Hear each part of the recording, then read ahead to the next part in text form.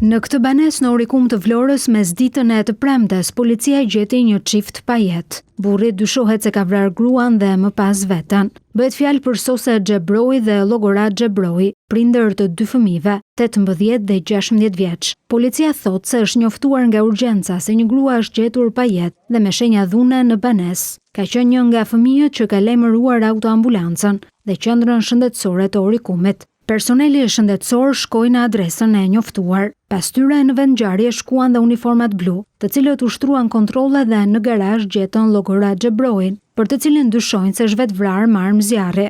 Arma pistolet u gjet në vendngjarje dhe u sekuestrua në cilësinë e provës materiale. Nga veprimet e para hetimore dyshohet se 40 vjeçaria është vrarë nga bashkëshorti i saj 50 vjeç. Pas transportimit të trupit të pajet të gruas në spital, Llogorat Xhebroi dyshohet se ka qelluar veten me pistolet, të cilën e mbante në garazh, aty ku dhe i ka dhënë fund jetës. Arsyet që çuan Llogorat Xhebroi në vrasjen e gruas dhe vetes janë ende të paqarta. Hetuesit po punojnë për të zbardhur ngjarjen. U habitë. Era si bom. Shumë njerëz të mirë, në punë tyre, në hallën e tyre, shumë punëtor.